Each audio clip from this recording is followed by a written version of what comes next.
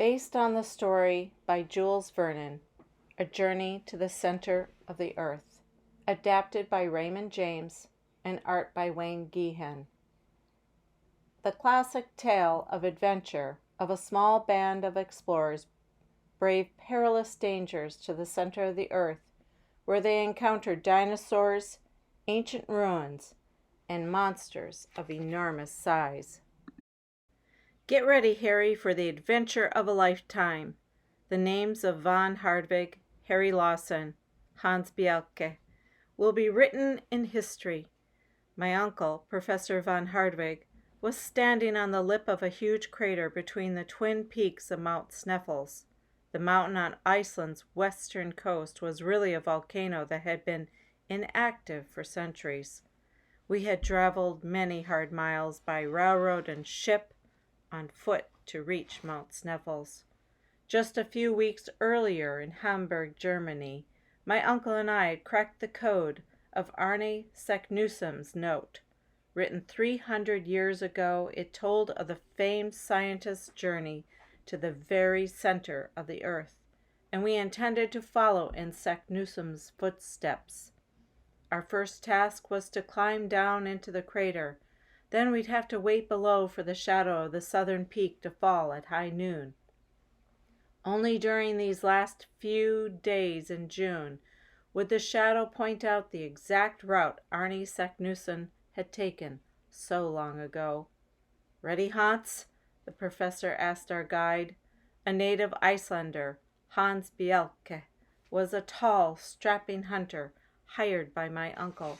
We knew we could depend on him in whatever lay ahead.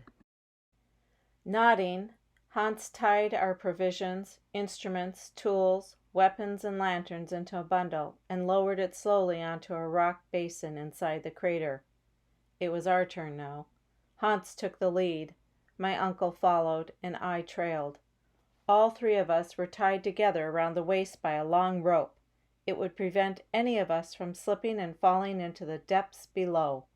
Hand over hand we climbed down. The slope of the crater was gradual, but the loose dirt and rocks made our footing difficult. Finally, we made it to the rock basin.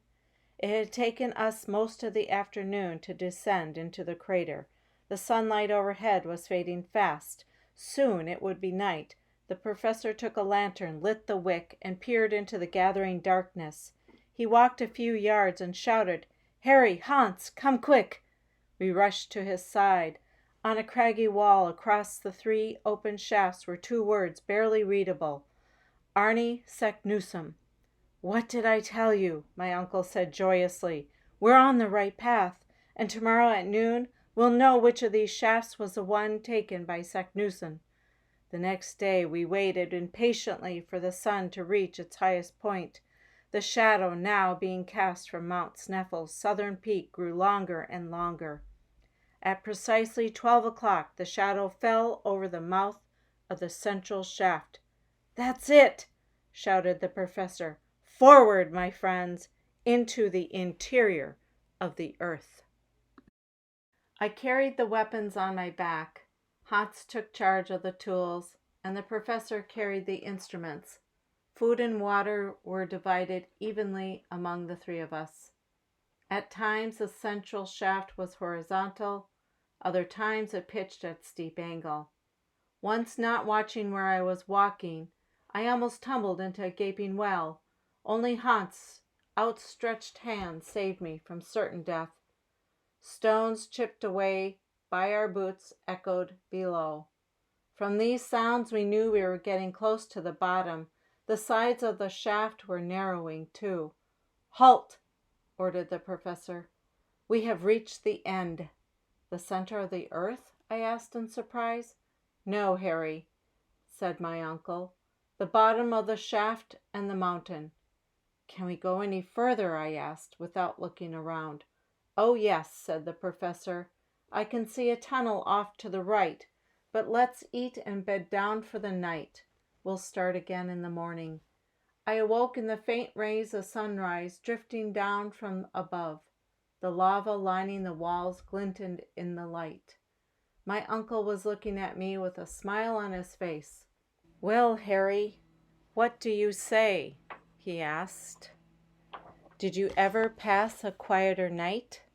No cart and carriage wheels clacking noisily outside your window? No cries of merchants hawking their wares through the streets? No curses and shouts from the boatmen on the pier? Peace." "It is peaceful down here, Uncle," I said, wiping the sleep from my eyes. "But there's something eerie about all this quiet." "Come, come, Harry," said the professor. "We've hardly begun. We've only made it to sea level. Our real journey starts now, actually into the earth itself." After a quick breakfast, I packed up my gear. Hans once more led the way, with my uncle and me following behind him. Each of us carried a lantern to light our way. We were now entering that level of the earth where night is eternal. The tunnel we were traveling through was all aglow from the light of our lanterns. Huge formations of quartz and crystals hung from the roof and protruded from the ground. They were dazzling, and at times we had to shield our eyes as we walked. "Magnificent! Glorious!" I said. "Ah, Harry," said my uncle, "this is nothing compared to what we're likely to see later. Onward, my boy, onward." Hour after hour we advanced. The pace was steady but tiring. Then the tunnel widened into a cavern, and there was a fresh breeze wafting through it. But I couldn't locate its origin. That did not concern me as much as our rapidly dwindling water supply. "Professor," I said as we rested on some nearby rocks, "our water is now half gone. At this rate, we won't have enough to finish the journey. It'll last 5 more days, no more." "Don't worry, Harry," said my uncle. "Soon we'll have plenty of water." "From where, Professor?" I asked, unconvinced. "Springs, Harry. Fresh water springs. They should be just underneath this crust of lava we've been walking through." "How far would you say we've descended, Uncle?" "I'm quite sure we're at least 10,000 feet below sea level," he replied. Can it be possible, I wondered?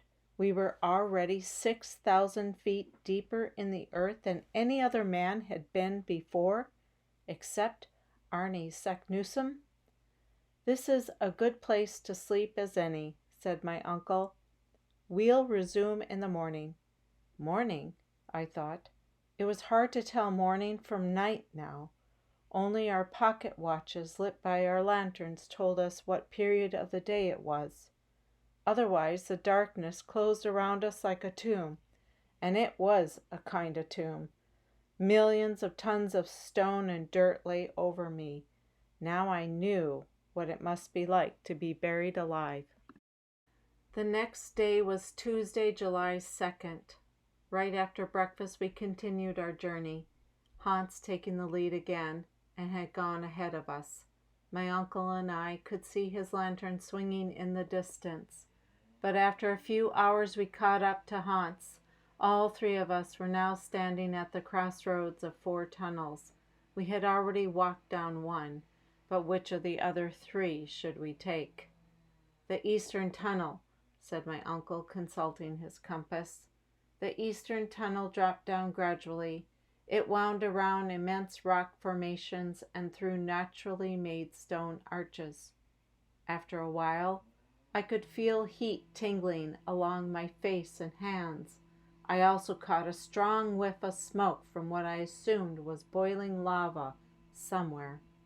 I shuddered to think what would happen if bubbling molten rock suddenly came up the tunnel. But the scent of smoke and lava soon disappeared. The tunnel tapered off now. We were walking on a level, even, upward plane. Were we heading back to the surface? Was my uncle wrong in choosing the eastern tunnel? These questions began to gnaw at me. "Uncle," I asked. "Yes, Harry, what is it?" "Are we going in the right direction?" I'm not sure, Harry, said the professor, and I won't know until we reach the end of this tunnel. Our water's nearly gone, I said somberly. Then we'll have to ration it, said my uncle. But not once did he slacken his pace. He seemed determined to go on no matter what the hardships might be. But suffering from thirst and getting lost were two hardships the professor hadn't quite expected. We walked on. In places where the tunnel narrowed, I touched the walls for support. Once, in pulling back my hand, I saw that it was black. A coal mine, I cried. A coal mine without miners, added my uncle. He was becoming more restless by the hour. We were down to our last half-gourd of fresh water. Then we stopped. In front of us was a wall. Right, left, above, below were also blocked. I stood there speechless. There was nowhere to go but back. Well, said the professor with a sigh, at least we know this is not the road taken by Saknussemm. We'll have to return to the point where the 4 tunnels divide and choose another. Let's get some sleep here. Tomorrow's soon enough to start back. I slept fitfully that night. Dreams of cool, clear water washed over me. I would have traded all the precious gems in the earth for one glass of pure spring water. The next day we departed at an early hour. There was no time to lose. We had to find water, and soon. The trip back was harder than the trip forward. Fatigue came quicker and crueler. My lips cracked and swelled from dryness. I was breathing heavily through my mouth. Often I had to stop and catch my breath. Then as I approached the tunnel crossroads, I felt dizzy. The last thing I remember was the sound of my lantern falling to the ground. "Drink," I heard someone say. Though still lightheaded, I felt cool water pouring into my parched mouth. It was my uncle. He was giving me his last swallow in the gourd. It wasn't much, but it revived me. "My dear uncle," I said gratefully. Tears rolled down my cheeks. There, Harry," he said soothingly. "You rest a while. You'll need your strength to continue." "Continue?" I said in a loud voice. "Surely, uncle, you'll agree we must return to the surface immediately. Our water is gone. We must go back." "Absolutely not," replied the professor. "If you feel you must go back, then do so. Take Hans with you. I will go on alone." The idea of abandoning my uncle in the dark depths of the earth was too terrible to think about. "All right, uncle," I said. "All right. We'll go on. But promise me that if we don't find water by tomorrow, we'll return to the surface." "I promise, Harry," he said. "And I think we'll find water in the western tunnel. After you passed out, I did a little exploring. The western tunnel goes straight down.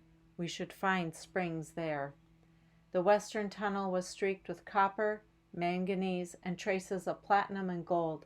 Despite the beauty of these ores, I was miserable. We still hadn't found water, and I was getting weaker all the time. I slowed to the point where both Hans and the professor were far ahead of me. I couldn't keep up.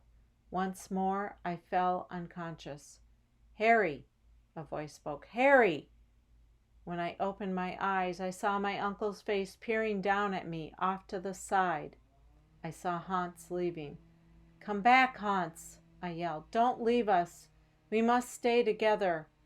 But he ignored my plea. His lantern became a faint glow, then disappeared in the darkness. "Oh, uncle, what's to become of us?" I asked, my heart sinking.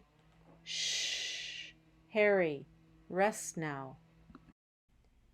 Only a few hours had gone by when I heard footsteps approaching from the darkness. Hans was returning.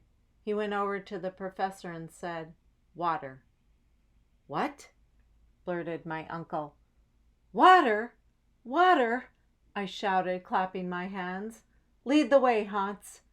Tired and weak as I was, the thought of fresh water nearby got me to my feet. Nipping at Hans's heels, my uncle and I followed our guide farther down the tunnel. We must have traveled 3,000 feet forward and at least 2,000 feet downward. Then I heard it. The sound of rushing water, but where? Apart from the dull roar, there was no sign of water anywhere. "A torrent!" exclaimed my uncle, "flowing beside us." Hans put his ear against the wall of the tunnel. He inched along, then stopped. He was at the spot where the sound of the water was loudest. Perhaps less than 2 feet of granite separated us. Hans took out a heavy crowbar, started swinging at the rock. Chip by chip it fell away. Soon he had made a hole a foot deep. He swung again. This time there was a loud hiss. Then a jet of water gushed through the hole in the rock and struck the opposite wall. I couldn't wait a second longer. I plunged my hands into the spurting water. "Ow!" I cried, yanking back both my hands. "It's scalding hot." "Be patient, Harry," said the professor. "It'll get cool soon enough." A small stream now flowed down into the tunnel and the earth's interior. Where the water collected into pools and cooled, we drank. I gulped huge mouthfuls. The water was highly mineralized and tasted delicious.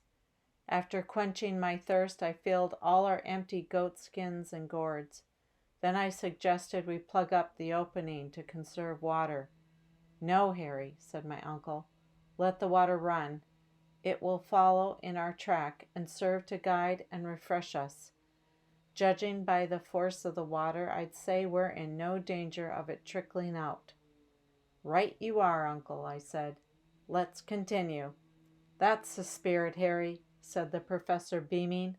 "But first let's get a few hours of rest." All three of us fell into a deep sleep, our thirst gone, our confidence restored. We passed those hours peacefully. I awoke the next day with no choking dryness in my throat. We ate and drank, packed up our supplies, and started off again down the tunnel. We traveled all day and far into the night, stopping only to sleep. The following evening we came to a well. The stream of water accompanying us slipped inside it. "Aha!" said Professor gleefully. "Just look at it. Gentlemen, this is our staircase to the center of the earth." Using the ropes again, we carefully climbed down the well. It was a narrow opening in solid rock, spiraling down. For 4 days we descended this well, using ledges of rock to rest on. It was exhausting work, but at last the angle of our descent became easier. We were doing as much walking now as climbing. It was the middle of July, and we were 21 miles beneath the earth's surface. And still we pressed onward. Toward the end of July, we came upon a vast grotto. It was like an immense hall hollowed in rock. There we rested. 50 miles, said the professor, making a quick calculation. That's how deep we are right now, and we're over 250 miles from our point of departure. Why, Uncle, I started to say, that means we're no longer under Iceland, he finished for me. The mighty waves of the Atlantic Ocean now roll above our heads. We picked up the tunnel again on the other side of the grotto. As before, we traveled in single file. This time I took the lead. I felt more enthusiasm for the journey than ever, and as I climbed up, down, and around the sudden dips and turns of the tunnel, holding my lantern in front of me, I imagined the glory that would be ours, travelers to the core of the planet, men who lived to tell it. I turned around to share my happy thoughts with the professor and Hans. but to my horror, no one was there. Well, I thought, I've obviously been walking too fast, or my uncle and Hans stopped to rest farther back. Either way, I only had to retrace my steps and join them. For a quarter of an hour I walked. I looked everywhere, front, back, and to both sides, but not a living soul. I called out. Only my echo answered me. A cold shiver ripped through me. My skin broke out in a clammy sweat. Stay calm, I told myself silently. You'll find them. They can't be far behind. I walked on for another hour. A deathly silence engulfed me. The only sound was that of my footsteps, though I swore I could hear my heart pounding inside me. Then I thought of the stream of water coursing through the tunnel. That would lead me back to my companions. I reached down and felt for the stream. My hands touched nothing but hard, dry granite. The stream I depended on had disappeared completely. The panic I felt before became like a fever. The absence of the stream proved that I had taken a wrong turn. But where was I? Could I be, oh please no, lost? Uncle! I yelled at the top of my lungs. Hans! Help! But again, only echoes replied, mocking me. I raced forward. The lantern I held before me swung wildly, but I didn't care. I had to find the stream again, had to find the point where I made a wrong turn. I stumbled, picked myself up, fell again, got up again. My hands were bleeding. I also tasted blood in my mouth, cut by a sharp rock. Still, I ran. I ran until I was just a few feet shy of an enormous granite rock sealing off the tunnel. There was no way out. I collapsed in misery onto the ground. The light in my lantern was flickering. I had damaged it during one of my falls. I looked on that pale, waning light as my life.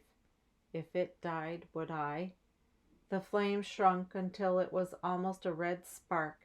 Then poof! It was gone. I was in total darkness. Leaning against the tunnel wall, I thought my ears were playing tricks on me. I heard a prolonged rumbling sound from a distance. Voices? I wondered. It was too much to hope for, but still the sound persisted. Then I could plainly make out two muffled voices, far off in the expanse of the blackness. Help! I shouted, trying to make my voice carry along the tunnel wall. Help! I'm dying! I waited for what seemed an eternity. Then a voice came traveling back along the wall to me. Harry, my boy, is that you? Yes, Uncle, I replied as loudly as I could. Yes! A few moments passed. Then the professor's voice came again. Where are you? I don't know. And your lantern? Out. What about the guiding stream? Can't find it. Keep up your courage, Harry. We'll do our best to reach you. Uncle, please hurry. All right, Harry, came the reply. If you can move in the direction my voice is coming from. Through some marvel of sound, we're able to talk over a very long distance. And judging by the time it takes our voices to reach each other, I'd say we're several thousand feet apart. I groaned when I heard this. My uncle heard me. Don't lose hope, Harry. We'll find you. Believe me, we'll find you. I rose to my feet, staggered in the darkness. I was determined to close the distance between us, but after only a few steps I felt the ground tilt sharply downward. I fell into a hopeless slide. Then I was in the air. I had plunged into some hidden well, and when my head hit a protruding rock, I blacked out. The first thing I saw when I opened my eyes again was the face of my uncle. He was leaning over me, and there was a tear in his eye as he cried, "He lives! He lives!" "Hello, Uncle," I said feebly. My head was swimming. How long was I unconscious? 4 days, he replied, wiping my mouth with his handkerchief. 4 days? I exclaimed hoarsely. What happened? All I can recall is falling, then hitting my head. I reached up immediately to touch my forehead. It was wrapped in a bandage. A sharp, stinging pain told me I hadn't completely recovered. Eat first, urged the professor. Then we'll talk about how we found you.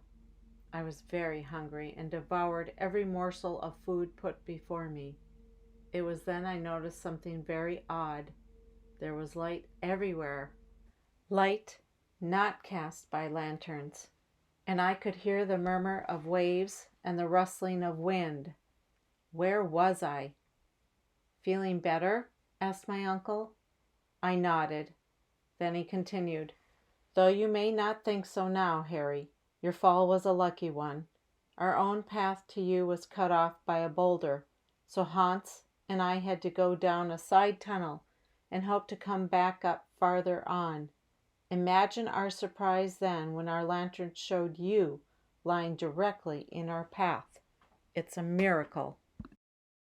Dear Uncle, I said, let us take care never to separate again.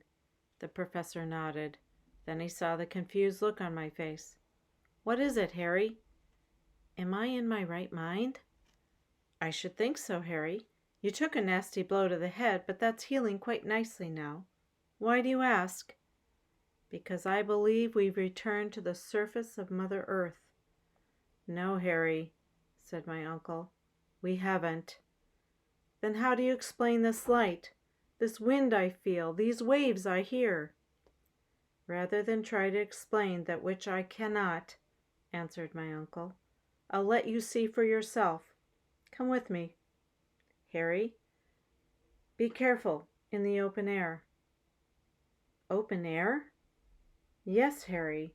I have to warn you that the wind can be quite violent. When it slackens a bit, we should be able to board and head out to sea. Board? Sea? I was beginning to wonder if my uncle hadn't received a sharp rap on his head. For the life of me, I couldn't understand what he was talking about. Just follow me, he said, walking through a passageway that led to a vast stretch of blue. A sea! I cried out. Yes, Harry, an underground sea, said the professor. We were both standing on a beach looking out on water that seemed endless. The sand was soft and golden, mixed with small shells. Spray blew in my face as the surf crashed on the shore. This was more than a sea, it was an ocean. There's something electric in the air, Harry, that gives off all this light, said my uncle. It's the only explanation I can come up with. And this sea, and the tremendous vault of rock overhead, could have been formed during some bygone age. Now I know how Arne Saknussemm must have felt when he was standing here. The air, gusty as it was, felt clean and fresh in my lungs, and the bright light cheered me.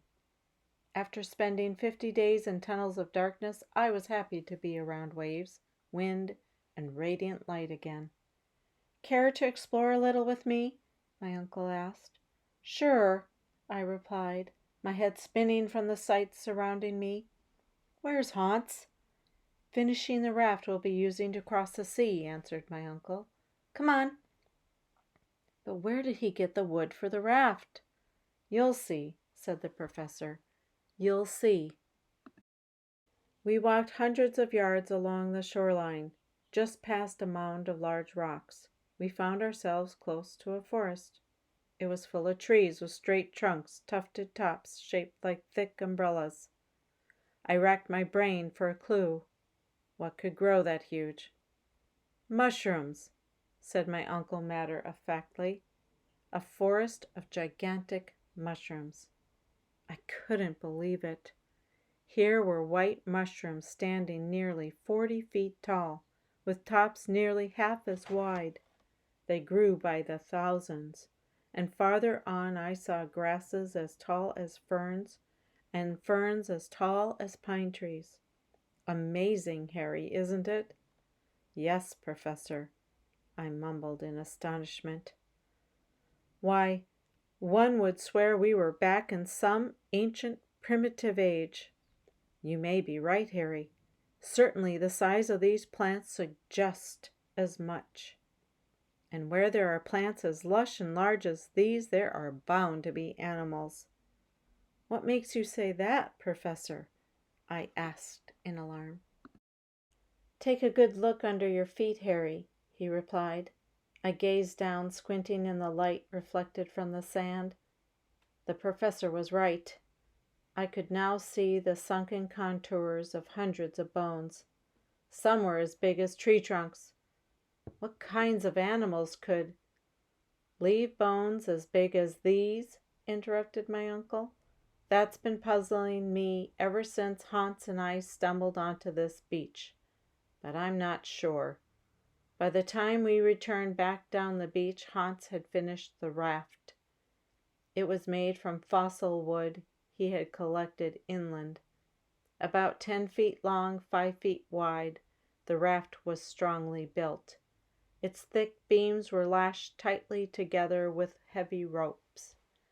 My doubts about whether the raft would float were quickly put to rest when Hans pulled it into the water.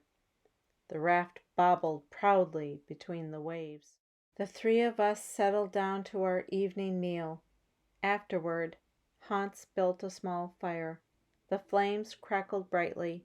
They comforted me as I drifted off to sleep.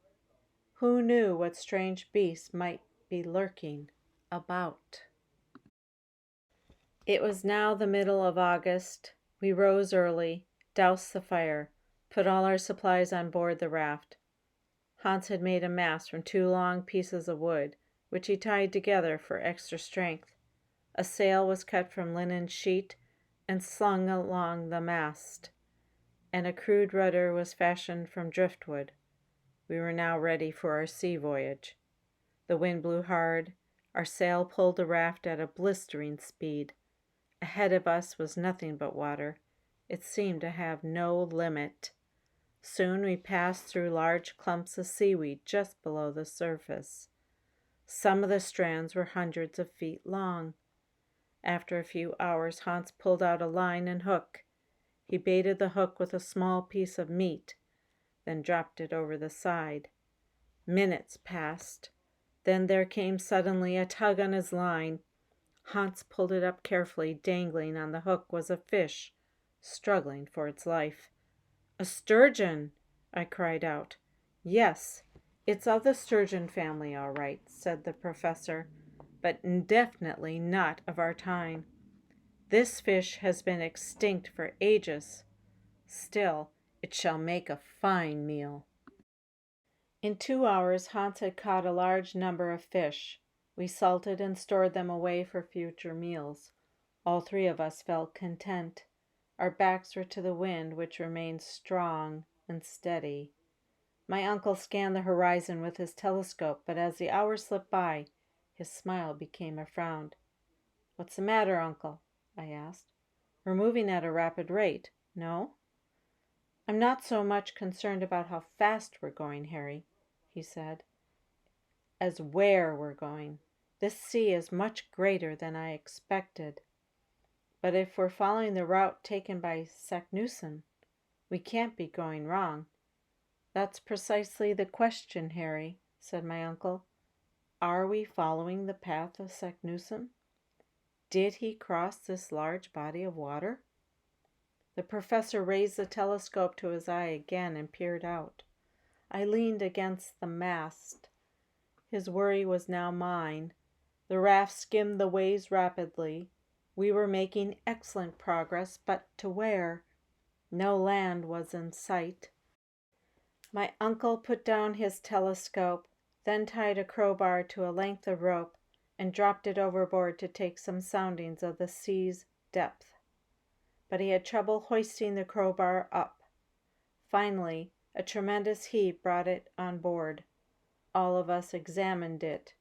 The crowbar looked as if it had been crushed between two very hard substances.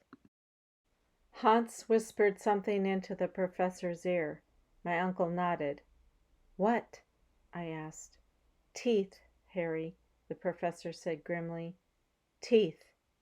The constant light on the sea made it as hard to tell day from night as the constant darkness in the tunnels had, but I knew we had spent many days on the raft.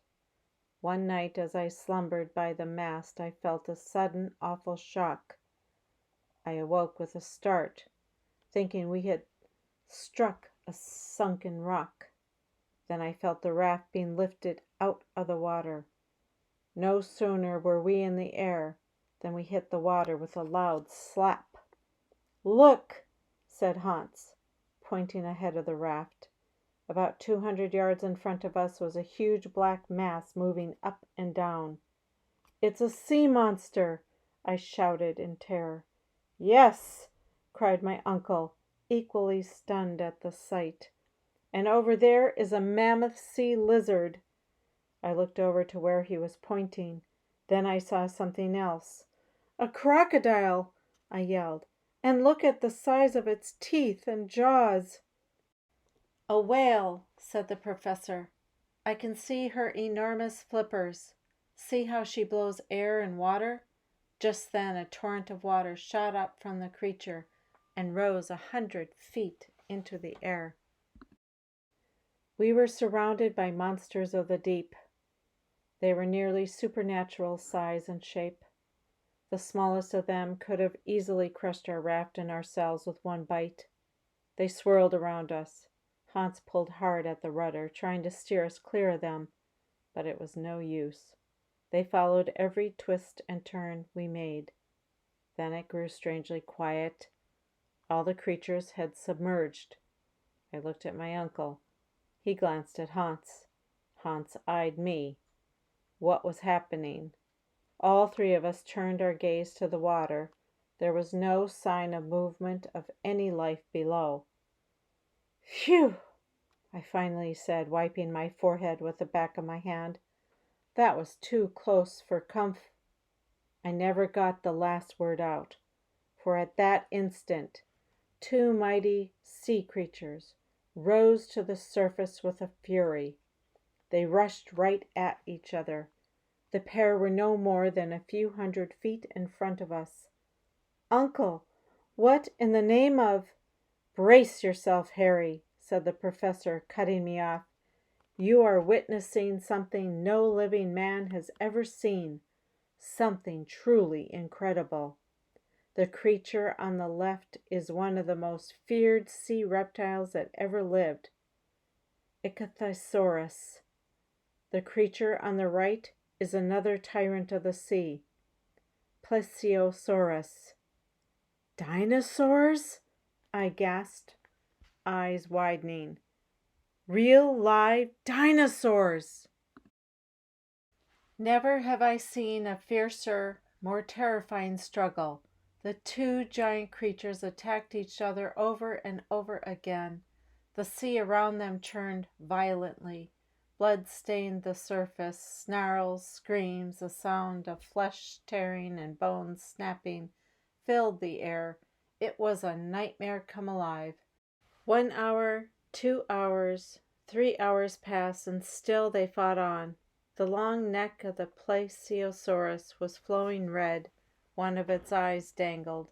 A fin from the back of the Ichthyosaurus had been ripped off, and a deep, ugly gouge in its side was pouring blood like a faucet. Every ounce of strength was being used by one dinosaur to destroy the other. Suddenly each of them had the other in its jaws. In this horrifying death grip, the two disappeared below the water's surface. The force of their descent created a whirlpool that nearly sucked the raft down with them. Several minutes went by. Was this awful combat the end below, out of our sight? I didn't have to wonder for long. Up popped the torn, tattered head of the Plesiosaurus, It thrashed the waves with its bleeding neck. White foam and dark red blood oozed from its mouth. The eye dangled earlier had been shorn off. Clearly, this snake-necked dinosaur was in the last agony of death. Closer and closer to the raft came the dying plesiosaurus. We could now see that its neck had almost completely bitten through. With one last shiver that sent a chill through my own body, the neck of the plesiosaurus plopped into water beside us. It floated aimlessly. The remaining eye of the dinosaur was open and glassy. It was dead. As for the ichthyosaurus, it never resurfaced, and Hans had no intention of waiting for its return. He grabbed hold of the rudder and steered us swiftly away. The wind, strong as always, filled our sail. We were all relieved to have that maddening death struggle far behind us. "We made it, Uncle," I said happily. "For a while there I thought we'd be their next meal. From here on we should have clear sailing, don't you think? What could be worse than facing two sea monsters?" "That," said my uncle, pointing behind me. I turned around. A low mass of dark clouds was moving straight toward us. But what really frightened me were the streaks of lightning and the flashes of fire rippling through the clouds. "I fear we're in for some hard weather," said the professor. "Hard weather?" I said in disbelief. "Uncle, that's one tremendous storm heading our way right now, and we're fully exposed in this raft." I reached up to trim the sail. "No, Harry," ordered my uncle. Darkness had already fallen over the raft. "Let the storm do what it will. Only let me first see a glimmer of land. We must keep the sail up." "But we'll be dashed to pieces," I said. The professor was about to reply when the storm broke over our heads. Sheets of rain drenched us. Hailstones pelted us. The wind raged around us. Huge waves battered the raft. It was all my uncle and I could do to cling to the mast. Hans held tightly to the rudder. The strain on his face and back showed he could barely keep the raft steady. The sail billowed wildly, filling out like a soap bubble about to burst. We were being whisked along at a speed impossible to guess. For a while I thought we were flying over the Whitecaps. A sudden deafening boom knocked me down on the raft. It was an enormous clap of thunder. My ears rang. Then lightning sizzled through the air, shedding its white-hot light for only a moment. The raft pitched and tossed on waves. There were times when I could feel it whirling about out of control. I looked over at Hans. He stood erect, still clutching the rudder, still trying to steer us through the storm. "Uncle, are you all right?" I shouted. My voice seemed lost in the roar of thunder. "Yes, Harry," he said, spitting out seawater. "Hold fast. This can't last forever." But to my mind it did. What we experienced that first day of the storm was tame compared to the next 3 days. The darkness grew thicker, the thunder louder, the waves higher, and the wind and rain fiercer. During the whole time we got no sleep. We gobbled pieces of salted fish to satisfy our hunger. Our arms ached from holding on so tightly for so long. We managed to tie down our cargo, but much of it came loose from the pounding of the wind and the waves. We lost quite a few supplies, including all our weapons. And soon we had to lash each other down to the raft for fear that we would be next to go overboard. Then a powerful gust of wind snapped the mast and blew the sail up into the air like a kite. It vanished in the darkness. When I turned my eyes back to the foot of the raft, I froze in terror, for there, spinning at a fantastic rate, was a ball of fire. Suddenly it darted up and down and around the raft. The fiery orb even singed the hairs standing up on my neck as it flew by what was left of the mast. Then it landed right on our powder keg. I said a fast prayer, convinced we'd all be blown to kingdom come, but luckily the keg didn't ignite. All three of us now watched the burning ball rise above the powder keg and burst into a shower of fire. Tongues of flames licked at my body, and I shook them off as best I could. Some hissed into the sea. Then all was darkness again. "Uncle! Hans!" These were the last words I spoke before we crashed. It all happened so quickly. The ropes binding me to the raft snapped like a thread. I was knocked clean off the raft and into the water. Then I lost consciousness. Vaguely, I had the sensation that the sea was bubbling over my face. But then something took hold of me and lifted my head above the water. Somehow I was being pulled, dragged really. I could feel sand scraping under my heels. On my face I felt a sharp pinging of water. Then I heard a voice. "Open your eyes, Harry." I did as the voice instructed. It was my uncle, kneeling beside me. Hans was on my other side. I could see that the storm had lessened, becoming a steady downpour. "You owe Hans your life, Harry," said the professor. "He grabbed you out of the waves in the nick of time. If not for him, you would have surely drowned." I clasped Hans's hand. "Thank you, my friend. I won't forget this." "Not only did Hans save you, Harry," continued my uncle, "but he also saved a number of our supplies. He even salvaged what remains of our raft. The offshore rocks claimed the rest." Hans smiled. Then both he and the professor helped me to my feet. We moved out of the rain and under an overhang of rocks on the beach. There we waited out the storm. It finally broke the next morning. The change was magical. A soft breeze blew in off the smooth surface of the water. Light shone down on sand and sea together. It was hard to believe that just yesterday a storm had nearly killed us. The professor took out his compass to get a reading. Twice he shook it, each time grumbling. The third time he just stood staring at the compass. I rushed over to his side and glanced at it. The needle was pointing due north, but in the direction we assumed was south. It was pointing to the shore, not to the sea. Both of us stood there blank-faced. The awful truth was sinking in. We were back where we started. After days at sea, eluding sea monsters, fighting a storm, we were no farther along than before. The storm had turned us around, dumping us back on shore we had set out from. "No, no, no," I cried. "It can't be. Not after all we've been through." The professor looked at me sadly. "I'm afraid it's true, Harry." Then his lower lip quivered in anger. "But we're not beaten yet. Fate has played a terrible trick on us, but we're not through. Not by a long shot. We'll repair the raft, gather more provisions, set out again." "But, Uncle—" "No buts, Harry," he interrupted, waving off further argument. "This is just a setback. It is not defeat. I won't allow it." Never before had I seen my uncle so stubborn. He wouldn't listen to any objections at all. Hans was given the task of repairing the raft.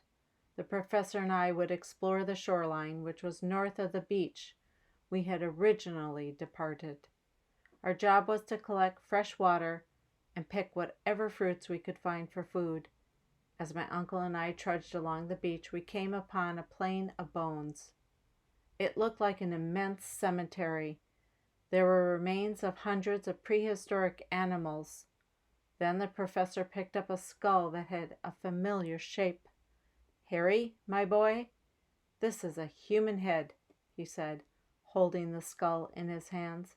"And judging by its size, I'd say the skull belonged to someone who lived during the age of the mastodons."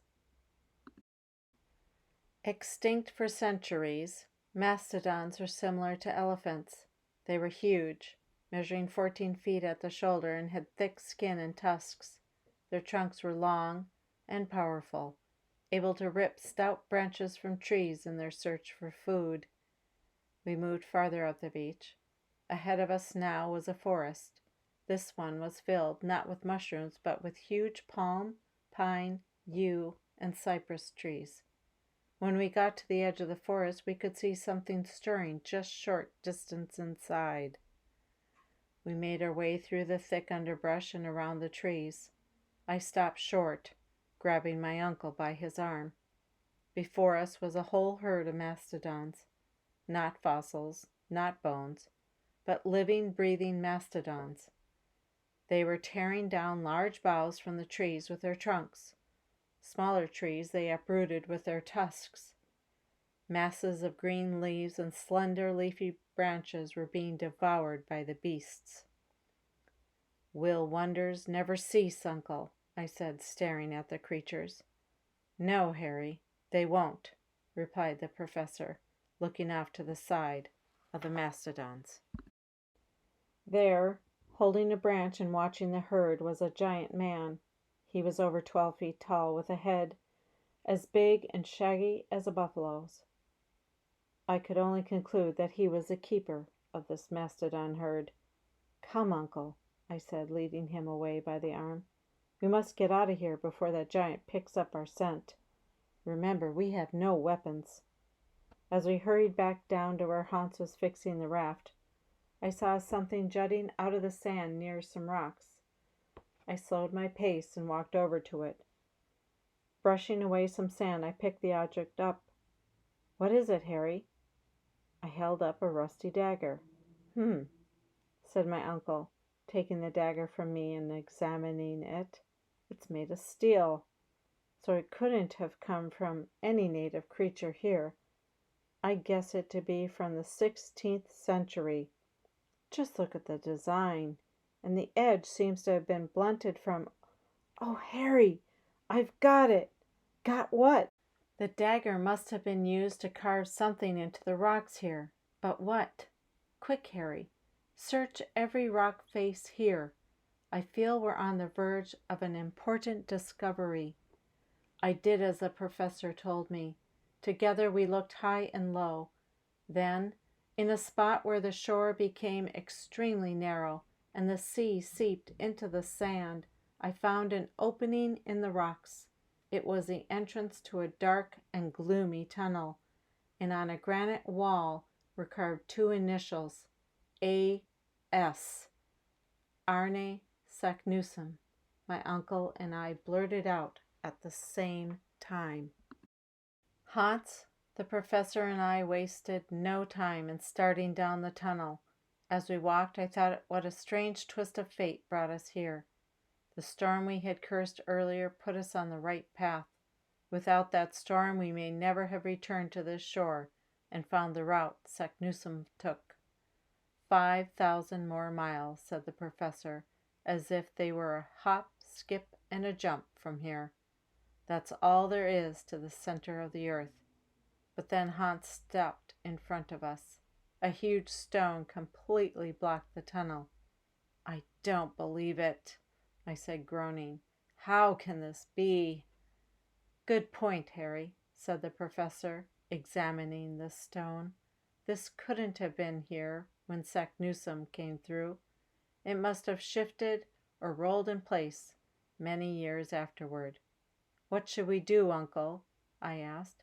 "Blast, Harry," the professor said, turning around and walking back out of the tunnel. "We'll blast the stone with the gunpowder we have. I'm not going to let this oversized pebble stop me. Come on, let's bring the raft up." We brought the newly repaired raft to a spot just offshore from the tunnel entrance. Then Hans and I went back into the tunnel with pickaxes. We bored a hole large enough to pack in the gunpowder. Our fuse was a trail of gunpowder. Hans went back out of the tunnel to join the professor by the raft. They were waiting for me to light the fuse. "Let her go, Harry. shouted my uncle from the breach. "We're ready." With that, I lit the fuse and ran out of the tunnel. Then all three of us scrambled into the raft. Hans expertly guided it out of safe distance. Seconds passed. We watched the tunnel entrance, waiting for the explosion. Kaboom! The blast was more powerful than we expected. Large chunks of rock flew everywhere. A cloud of smoke and dust funneled into the sky. Then the sand leading into the tunnel caved in, following below the waterline. The sea in front of us rose up under the force of the explosion. It lifted the raft high into the air and just as quickly dropped us. As we glided down the last big wave, I could see the tunnel gaping wide before us. The sea was rushing into it, and the raft with us on board was hurtling toward the foaming mouth. "Uncle! Hans!" I shouted, frightened out of my wits. I had no time to say more. We were plunged into the tunnel. Darkness swallowed us. The raft was being carried along at a dizzying speed through the blackness. All three of us held onto the mast for dear life. Time and again the seething water rammed the raft against the craggy sides of the tunnel. We were helpless. "Harry, are you all right?" asked my uncle through the gloom. "Yes, uncle," I replied. My knuckles were already stiff from gripping the mast. "How about Hans?" "He's okay," the professor replied. Then fear crept into his voice. "This descent may get worse before it gets better." Within moments, my uncle's words came true. The raft dropped sharply downward. Water gushed over me. It spluttered from my mouth and nose, stung my eyes. We fell for what seemed hours. Suddenly, the raft splashed into a deep pool, plunged under water. I held my breath and held on. Then, when my lungs were about to burst, the raft eased to the surface. I could hear the professor and Hans gagging near me as they tried to clear the lungs of seawater. It was then that I felt the raft start to rise. "Uncle, am I dreaming, or are we moving upward?" "You're not dreaming, Harry," he said, disappointed. "Unless I miss my guess, we are now being thrust up a volcanic shaft. I'd give anything for a lantern right now." I saw a match strike. Hans was holding the small flame in his hand. He then tried to light the wick of the lantern not lost during the fall down the tunnel. Though damp, the wick did catch eventually. We could now see each other. "Well done, Hans," said the professor. "Well done." "Uncle, is it getting warm in here?"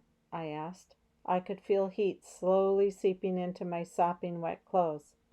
"I noticed that too, Harry," the professor answered. "I can only conclude that we're traveling up the shaft of an active volcano." "You mean if we don't drown, get smashed like pancakes, or die of starvation, we can look forward to being burned alive?" I said, beginning to panic. "Faith, Harry," said my uncle sternly. "Faith. While there's life, there's hope." I reached out to touch the side of the shaft. "Yow!" I screamed, pulling my hand back. The shaft was red hot. The steam hissing around the raft told me that water was pushing us upward, was boiling. There could be no doubt about what was making the water boil. Lava. We were moving at a greater speed than ever. Peering upward, I said a quick prayer, but then I saw a speck of light from above.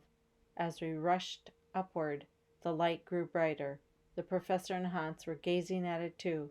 It could only mean one thing: sunlight. And sunlight meant we were heading toward the Earth's surface. "Hans, Harry, get ready," shouted my uncle. "We are about to be pushed out of this shaft." Higher and higher we rose. The sunlight was bathing us now. I could even see tufts of clouds overhead. Then, like a cannon shot, we were fired into empty space. I felt weightless, almost giddy in the air, and blazing light. Then I passed out. When I awoke, I found myself sprawled in some bushes growing on the side of the volcano. I glanced over at the professor and Hans. They were picking themselves out of the same scrub. If I hadn't fallen into these bushes, we surely would have broken our necks. The three of us were unharmed, apart from scratches and bruises. After plucking some nettles out of our clothes, we started down the volcano. Groves of olive and fig trees grew near the bottom. The weather was sunny and quite warm. We all knew wherever we were it wasn't Iceland. When we came upon some houses nestled below, we saw a man working in a garden. My uncle walked over to him and asked where we were. He tried German, then French, and finally Italian. The man answered in Italian. "Stromboli," he said. We were on an island just off the coast of Sicily. We had entered the earth through a volcano in Iceland and exited through a volcano near southern Italy. Our return trip home was by sea and by rail. It went pleasantly. By the 9th of October we had reached Hamburg. There we let the world know of our great adventure. True, we had not penetrated the core of the earth as Arne Saknussemm had, but we had gone deeper than any other explorer. My uncle became famous, and I with him. Hans, however, was eager to get back to his home in Iceland. The professor and I rowed with Hans to a nearby port. He promptly booked passage on a ship that was leaving for Iceland in half an hour. My uncle and I watched our loyal guide and close friend walk down the gangway. Then Hans turned around and rushed back. He shook our hands one final time. I closed my hand over his and said, "Thank you, dear friend, for saving my life. I shall miss you." Hans hurried down the gangway as it was about to be lifted away. Then the ship moved out to sea. Hans waved to us from the railing, and we waved back to him. We watched the ship until it became a dot on the horizon. As I stared out over the water, I wondered if any of us would ever forget our incredible journey. The end. A Journey to the Center of the Earth by Jules Verne. Retold by Raymond James. Illustrated by Wayne Guillen. I hope you enjoyed it.